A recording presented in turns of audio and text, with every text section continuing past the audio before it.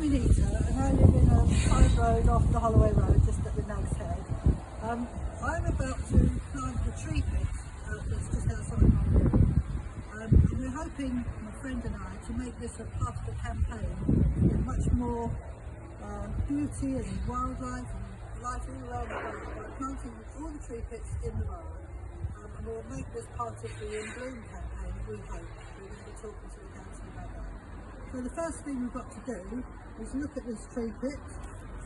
As you can see, the first thing we're going to get to do is remove some dog food from it, and no fish, which is unfortunately a hazard of this sort of enterprise.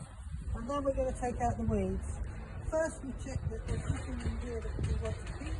There's no sort of plants that have gone wild and we want to keep. So we'll do that first. And then I've got a variety of things to plant. I've got some small bulbs, some little daffodils, some scillas. I'm going to put those in to make spring planting. And then I've gathered a few perennials from my garden that's seeded. We'll put some of those in, and we'll probably put in a few violas and pansies just to give a little bit of instant colour.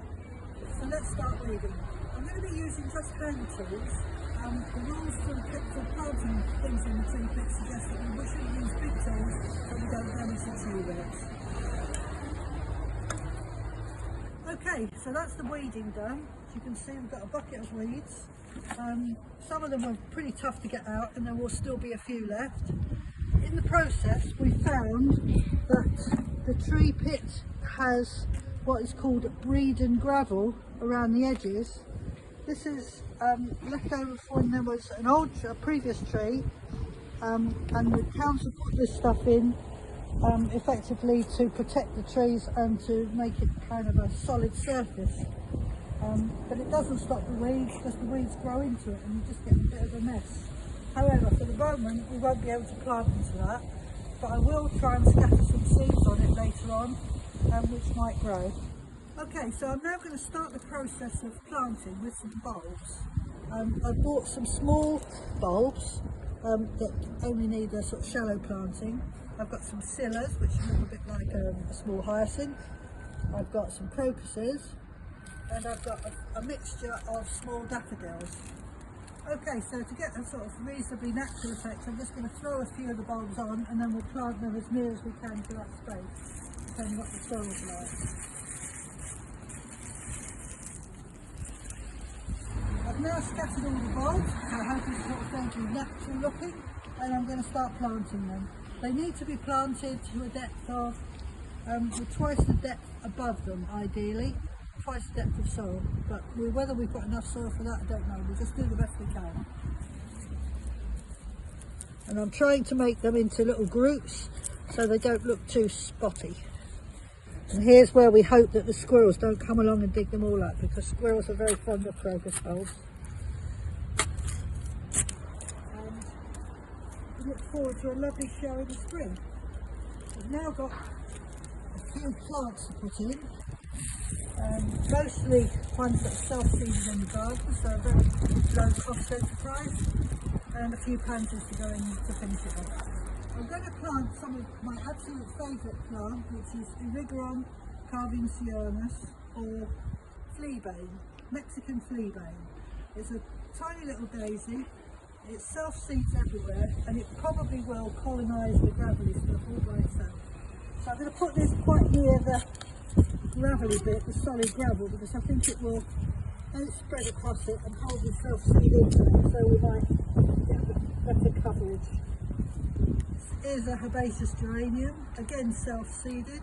This grows quite big, but it's very easy to pull out. It's a pink flower, it grows everywhere. It is a bit of a thugweed, but ideal for what we want here. I've emphasised the fact I've not spent a lot of money on this. Obviously you're taking a big risk by planting out in the street. First of all, that people actually just take the plants, and that won't happen, because I've had things taken from my front garden. And obviously they're also vulnerable to people treading on them, dogs digging them up, dogs weeing on them. So you don't want to spend a lot of money on this, because it will break your heart if they all get spoiled. I'm going to finish off this session with some pansies. or violas. These are the little baby ones. They're very cheap. They flower all through the winter and they're beautiful. They smell absolutely lovely and they're good for pollinators. So all this, when it comes out, apart from looking lovely, will be good for pollinators and wildlife. And the objective is that by planting these tree pits all around the borough, we'll be creating like a necklace of little wildflower gardens and wild plants to keep all the bugs and the bees happy. So finally, with it all planted, despite the fact it's been raining for weeks, I'm going to water a little bit to settle the soil around all these planting bowls, just to give them a good start. And we will also just give a little drop to the tree, although it's probably had enough. But one of the things about doing these tree pits is that it means that you bring out water so we can water the tree at the same time, which looks after the forest trees.